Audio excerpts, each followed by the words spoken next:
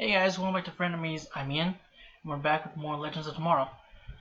Alright, so last episode, we finally came back from the, 4-month break or something. Ridiculous. And a lot happened.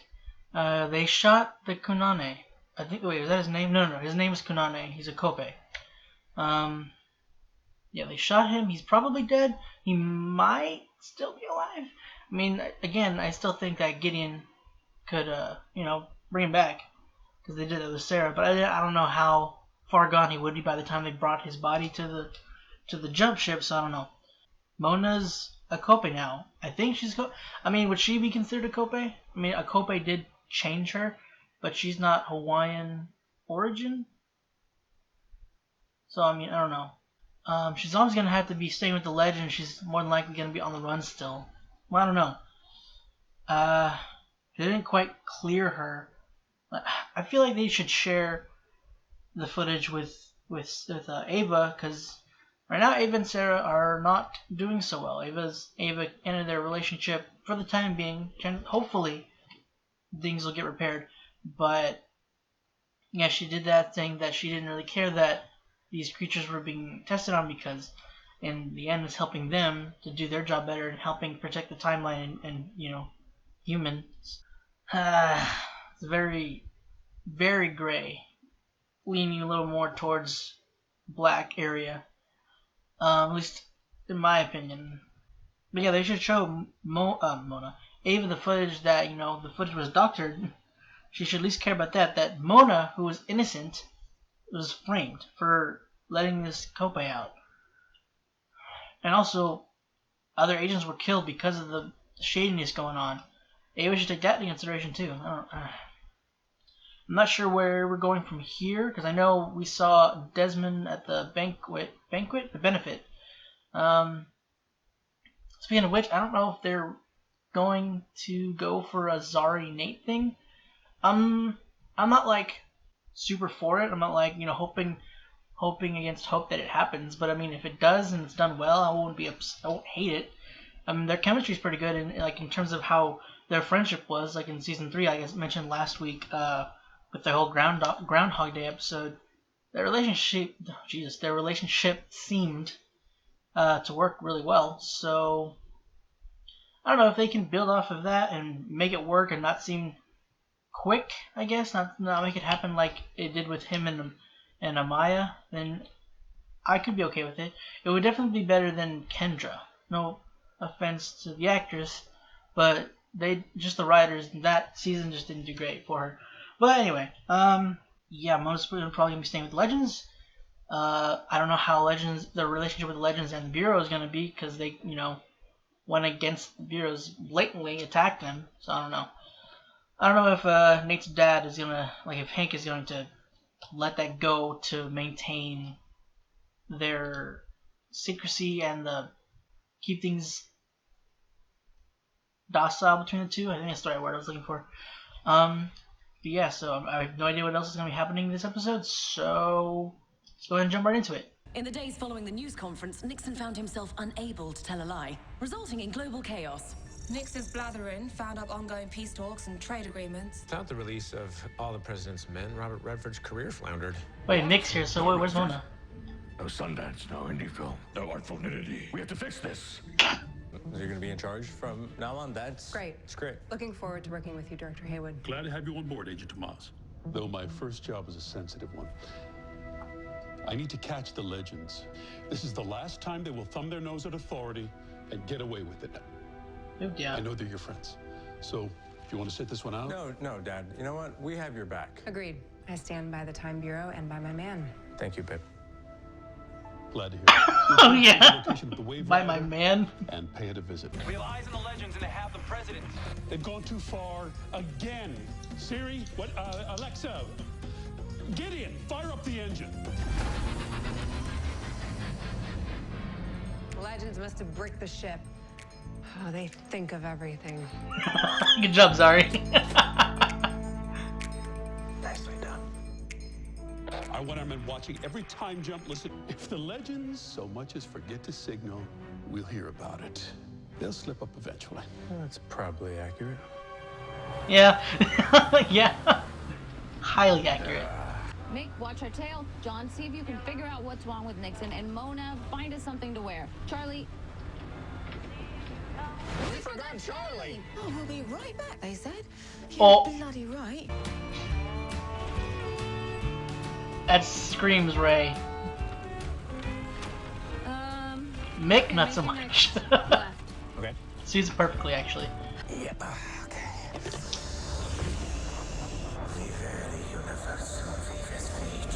What the hell are you babbling about?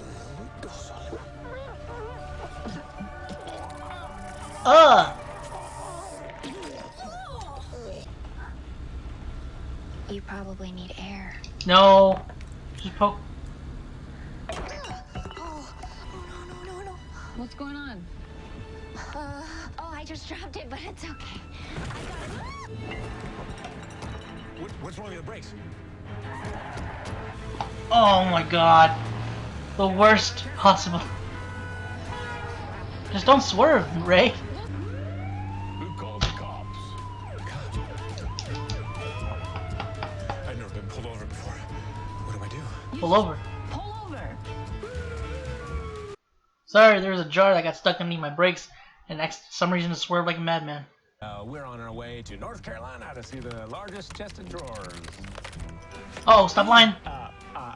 So I said, Oh, no! my friends and I here are time travelers. We've kidnapped Nixon and we're headed to Disney World. Drugs. He's gonna think you're on drugs. Get this out of me.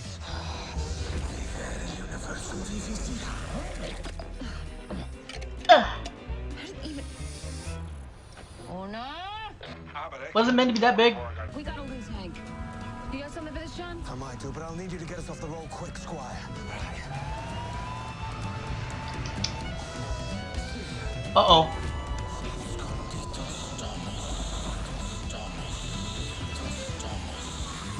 Oh. You know, get to know each other. You're right, Nathaniel. Oh, man. You could call me Nate. Do you have a dog? Yeah, a lab. Yeah, named him Silver. After the Lone Ranger's horse, yes. Yes. You used to show me old episodes. Yeah. At least to taught you something. Huh? This sucks. Why don't we forget the legends for a minute and go get some ice cream? Fine idea, Nathaniel. Hey. Hey, Gary. The answer is Silver. Hacking at its simplest.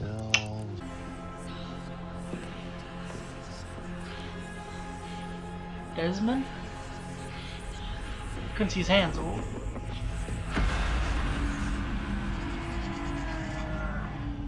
Yep.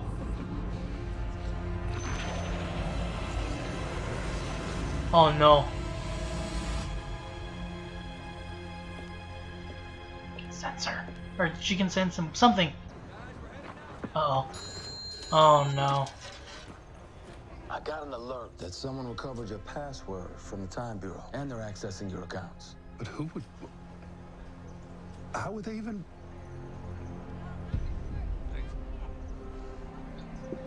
It won't happen again. Yeah, Mona, we're gonna be fine.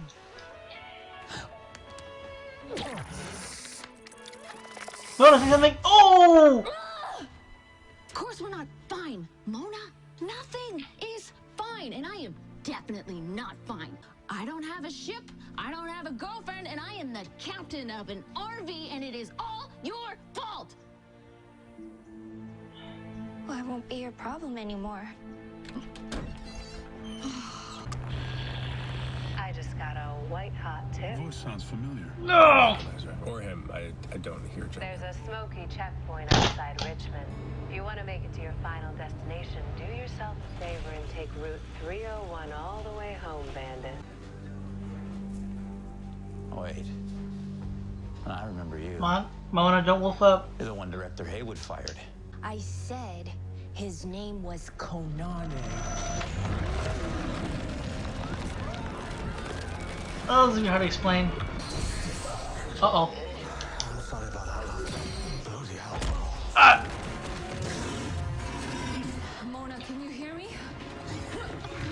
Nate or Hank's gonna eat the bug. They're gonna say something. Look, it's me. It's Sarah. I know it's you, Sarah. I remember everything. You pretended to be a friend. Oh no.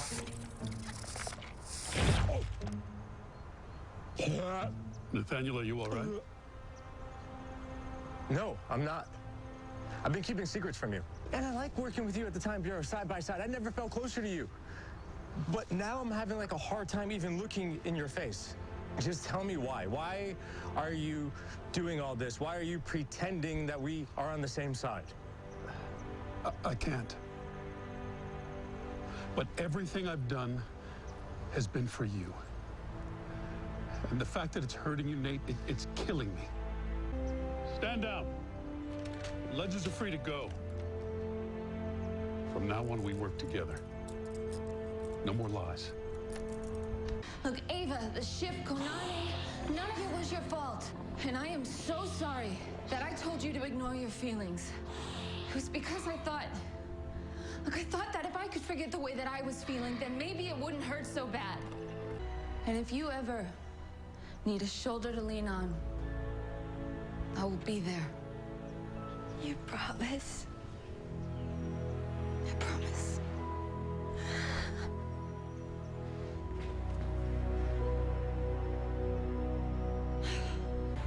Ship was never broken, was it? Nope, it was ours the whole time. Is she even your girlfriend? Nope, but I'm open to it. Fair chance. Oh, come on, you poor bastard. Get you last and get that truth book contained for good, yeah? Besides, you're not the first magical creature that we've taken in. Oh. Where's that Charlie? Whoops. Hank says he's doing this for me. And I want nothing to do with it or him. Hey, I'm sorry.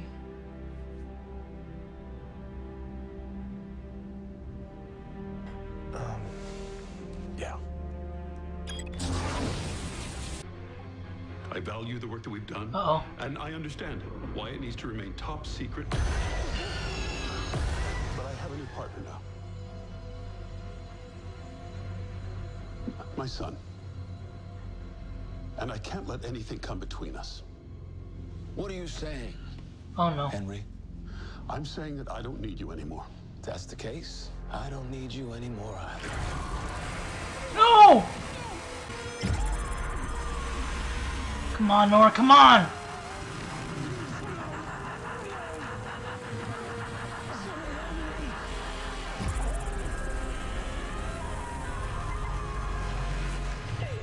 Run, run, run, hurry! Nate.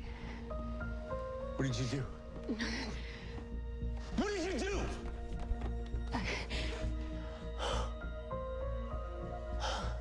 Tell him!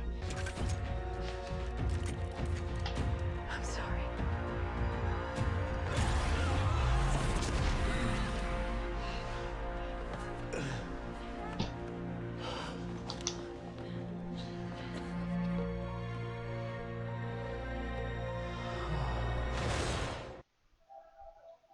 God dang it, Nora, why didn't you say something? Before the others came in, you had plenty of time.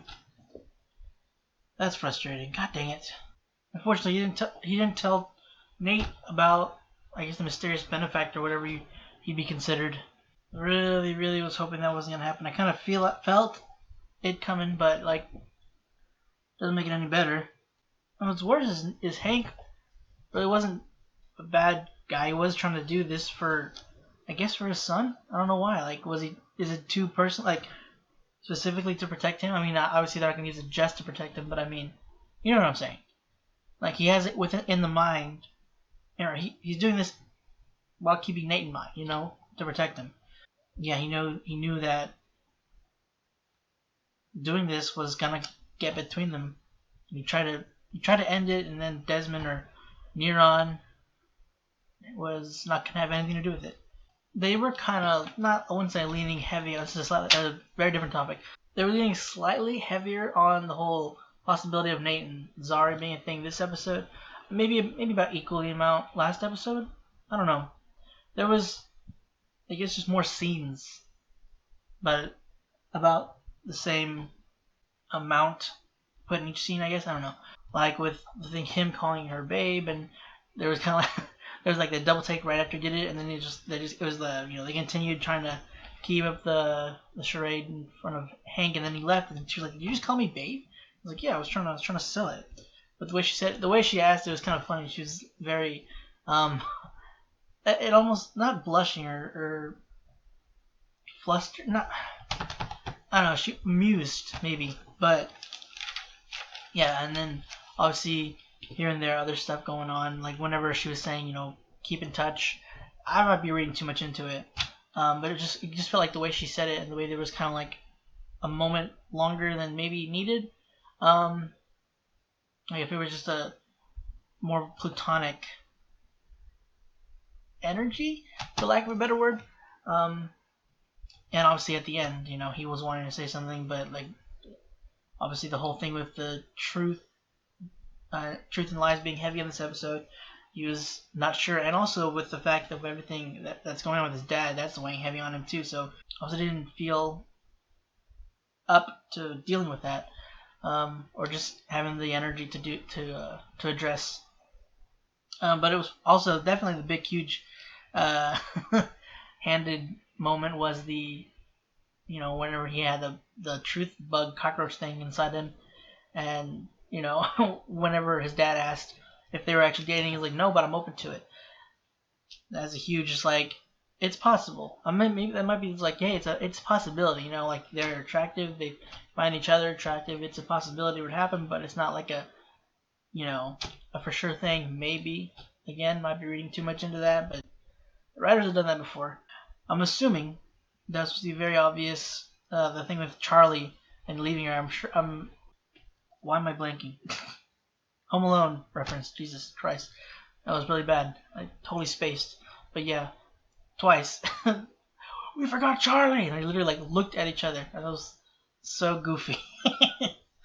Yeah, they freaking Zari wasn't here, or Charlie. Sorry, Charlie wasn't here the whole entire episode. Well, the majority of the episode. She was in like a few scenes, and that was it. I'm surprised that Charlie. I mean, it wasn't very necessarily long amount of time, but I'm surprised that she was able to hold like her shape-shifted form like as a whole, because usually there's always like that weird thing like she had later in the episode, but like at the first time she tried transforming, she was able to successfully shapeshift fully. So I don't know, is that her like slowly, very slowly, kind of like getting her powers back, getting a better grasp on it or something? I don't know, because yeah, again, like I said before, she could barely do it and couldn't even hold that disfigured shape for long. But I don't know, maybe it was just a writing thing. Anyways, I was curious why Azari was like, I know she was helping Nate kind of uncover things, but I wonder why she was basically like acting like she had joined the bureau. Like, well, it was kind of sudden. Like I don't know. It's a little weird. I mean, I guess not. I mean, they kind of accepted Nate. I don't know. There's not really a huge process there, I guess, but I don't know. I just wasn't expecting, because it was just so on the download that she was helping. Like she was helping in the background, and then posing as his girlfriend. That wasn't really. I don't think. Excuse me. Necessary. I like how Mick was kind of worried about Mona in the beginning, like how she was in the bathroom, kind of obviously flashing back to what the first time she had changed, and I guess trying to figure it out as well, like how to do it again. And she had that moment in the mirror. That was funny. But yeah, Mick's outside checking on her. I'm pretty sure he knew about it, because he wasn't there when she was changed or when she changed back. But I'm assuming she knew. I don't know, because the way when he looked at her, whenever she lied to Sarah about it being an accident, about Kunani being the one that killed the bureau guy. Yeah, he looked at her like he knew she was lying, but he wasn't going to say anything. I don't know. I was getting kind of annoyed the way Sarah was treating Mona again. Just kind of not like treating her pretty, excuse me, Christ, pretty crappy. But it did also make sense why she was, because she laid it all, put a lot of things at risk. Her relationship with Ava, their reputation with the bureau, on Mona and the Konani, and then the Kope, was thought to be responsible for killing the guy. He trusted Mona whenever she said that Konami wouldn't hurt anybody and that they were gonna, you know, put it somewhere safe and free. And then all that happened. She found it to be Mona's fault, and yeah, she didn't know like the whole story of it, which she was trying to tell her, but Sarah didn't want to have anything to hear about. Didn't want to hear anything about it. She was just so frustrated with Mona and then the situation she was in, which I get. It's just I still hated her Mona being treated that way. She had been going through an ordeal enough as it is. Not that, but Sarah didn't know. But I mean, still, it's us knowing. It sucks seeing Mona go through that. I think, well, not maybe Sarah, but Ray, that shirt fit Ray so much. This isn't like super important. I'm sorry, but it's just I thought it was so funny, like just how Ray has become throughout it. Because he wasn't exactly like this in Arrow and in season 1 of Legends, but he's become so much goofier, and just the shirt fits him so well. And at first when I saw Mick wearing it, I kind of was like that. I mean, not that looked bad, but it's just like that doesn't fit him. It's definitely not his personality. But with the leather jacket, it kind of made him look like an old greaser, minus the long black slicked hair. Speaking of long hair, apparently he wanted to grow wanted to grow his hair and look like Fabio, which I thought one of the interesting things that Mick admitted. Because there's so many like interesting nuances about Mick. I don't know if I used that word correctly, but so many funny quirks, like the fact that he writes a sci-fi romance novel. I don't know what the fact that he uses a typewriter. I don't know why that's just that image, like picturing Mick from season 1 of Flash and to now using a typewriter is bizarre in a way. I didn't know Nora was a hacker because it's a very hackery thing to do what she was doing in the computer. She seemed to have some know-how. I mean, it's not preposterous that she does, but it's just like they didn't have Zari, so they used Nora's character. Like we never really shown her using any kind of hacking skills before, but that doesn't mean she wouldn't have. She hasn't blatantly said I don't hack. I'm not good with technology. It's just interesting, I guess. I don't know. Out of the blue, it feels. Because Zara, we knew it was crap. What's the word? It was laid out the first time we met her last season that she was a hacker. So I don't know. That's been there since season 3, near the beginning. And Nora, I don't know. It was just weird.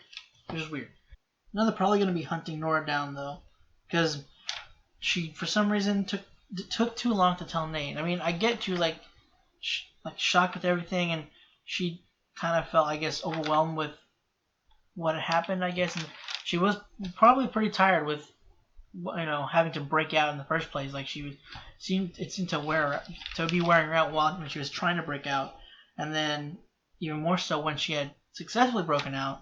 It seemed like it took a lot out of her. So I guess I don't know, maybe she could have been fuzzy a little bit and just hadn't had time to collect herself. I guess that's what I don't want to say that. I want to say that just because I can't think of another reason why she wouldn't have said other than writing. But that could be the writing reason that she did it. It could work. Now they could probably hunt her because not only that, she, you know, blasted them and then disappeared. And Nate, I mean, he's not going to be thinking clearly. I mean, understandably, he's not even thinking clearly. He sees his dad dead. I'm pretty sure he's dead. And I don't know if you can get, I mean, it's his soul. I'm assuming that's what it took. And I don't know if you can get it back. I mean, probably. But for now, he's dead. And so he's going to take that hard. Especially since he was getting close to his dad and he was already hit with, you know, saying that he doesn't want to have anything to do with his dad because of finding out what his dad's been doing. It's just second half seasons, like everything's falling apart. Like why?